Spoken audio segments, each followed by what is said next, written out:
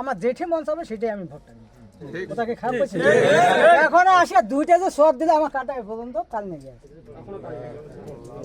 কে সেটা? হ্যাঁ ওই যে যেটা বাদাম রাসেল রাসেল রাসেল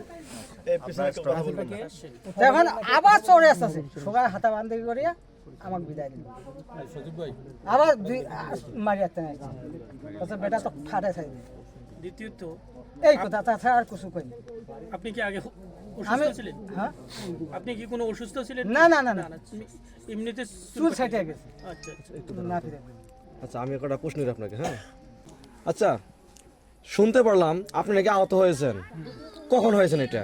দুপুরে দুপুর আজকে আজাম আছে ওইটাই আজান দিয়েছে 1টার দিকে। কোথায় এটা?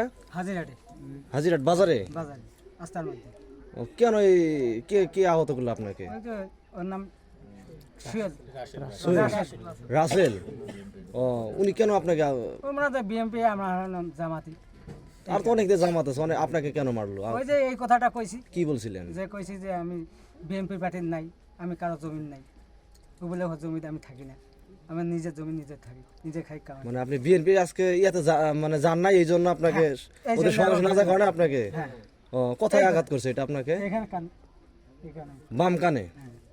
ও আচ্ছা আচ্ছা আচ্ছা, দুইটা ডাং দিছি দুটো ডাকছে হাত দিয়ে? হ্যাঁ ও আচ্ছা আচ্ছা আমার বউ আসে ঘুমাইছে আমি ডাক দিছি। আচ্ছা তাদের সাথে কি আপনাকে আরো কোনো পূর্ব শত্রুতা ছিল কি? না না কখনো? না না শুধু রাজনৈতিকটাই? হ্যাঁ। আপনি বিএনপি সমাবেশে যান নাই না যাইনি, এই জন্যই আপনাকে জামাতিতে ছিলাম এই কারণে এই ওর কারণে? আগ বেশি। রাগ বেশি? হ্যাঁ এই আগের কারণে এই মাইটা দিছি আমি। যে মারছে তার নামটা একটু ভালো করে ক্লিয়ার করে বলতেন। এ বাপ কত রে? রাসেল রাসেল। উনি কোনো বিএনপির দায়িত্বে আছে? হুম কি দায়িত্ব? বিএমপি আমরা বিএমপি মানে উনি দায়িত্ব কি আছে এটা বলতে পারে না আর কি। ও আচ্ছা ঠিক আছে। এই যে তবে আপনি কি কানে কি এখনো কি আপনি কম শুনতে পারছেন বা এখনো আমার কানটা শোনা যাচ্ছে, শোনা যাচ্ছে ওইখানে অনেক লোক ছিল এটা শোনার লোক না খাতা ওদের- প্রত্যক্ষদর্শী আর কেউ আছে নাকি যে আপনার মুরব্বি, আপনাকে যখন আঘাত করে তখন কি প্রত্যক্ষদর্শী কেউ দেখেছে কি এরকম করে আছে? কে ছিল এখানে? মহিলা একটা দেখছে মহিলা একটা দেখছে ওটা? এই যে আমরা কারবালা গেছি আচ্ছা, মুরব্বিটাকে যখন আঘাত করলো বিএনপি না করার অপরাধে এবং ওদের সমস্যা না যাওয়ার অপরাধে আপনি কি তখন ওইখানে উপস্থিত ছিলেন? আমরা মাঠ থেকে আসতেছি তিনজন মিলে, আচ্ছা, আমার একটা বড় ভাই আছে একটা ছোট ভাই আছে, আমরা তিনজন আসতেছি।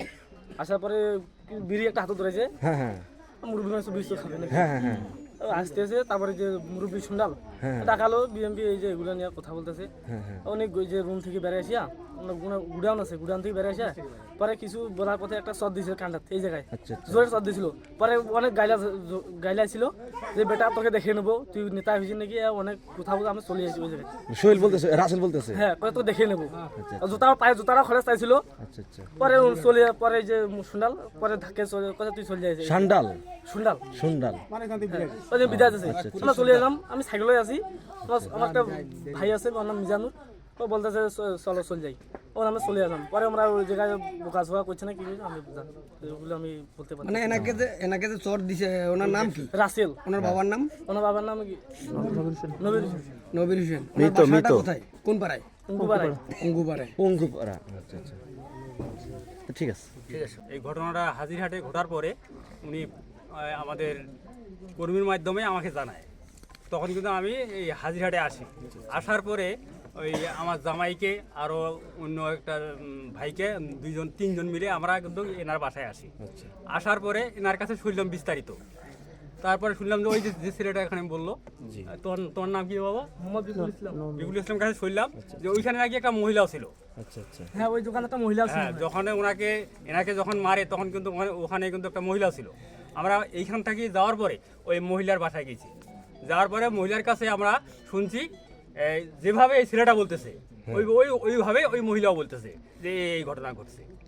পরক্ষণে আমরা বাজারে যাইয়া ওই দোকানে আবার লোকজনের সাথে এই বিষয়গুলো শেয়ার করলাম, করে আমরা চলে গেলাম। তো ঠিক আছে, আমরা দেখি এই ব্যাপারে সন্ধ্যার সময় আমরা এখানে অবশ্যই ভারী সাক্ষাৎ করতে আসবো।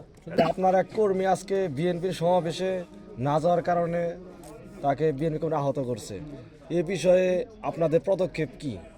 জি আলহামদুলিল্লাহ, সবাইকে সালাম, আসসালামু আলাইকুম রহমতুল্লাহি বারাকাতুহু। আসলে আমাদের একজন কর্মী আমাদের এই যে চাচা মিয়াকে একটু জোরে বলুন। প্রোগ্রামে যেতে বলেছে। তা আমার চাচা মিয়া বলেছে না আমি প্রোগ্রামে যাব না, আমি তো জামাত করি। তখন বলছে আরে ওমরা যাবার কইছে, তুই যাবো না কেন? তখন বলছে আমি কি ওর জমিতে থাকি, রাসেলের জমিতে কি আমি থাকি? তা ওদের কথা আমাকে শুনতে হবে। এটা বলার পর তখন তাৎক্ষণিক রাসেল পাশে ছিল, থাকার পর রাসেল এসে চাচাকে অন্যায়ভাবে তাকে মারধর করেছে। চাচা একটা কান দিয়ে শুনতে পারতেছে না। যে আমরা চাচাকে আসলে আমরা শুনেছি দেরিতে শোনার পর আসলে ওইভাবে প্রতিক্রিয়া আমরা নিতে পারিনি, খোঁজখবর নিতে পারিনি। তারপর আমাদের একটা টিম এসেছে, চাচার খোঁজখবর নিয়েছে। তারপরও আমরা শোনার পর আমরা আমাদের টেপরিগঞ্জ ইউনিয়নের বিভিন্ন স্তরের নেতৃবৃন্দ চাচার বাসায় আমরা চলে এসেছি।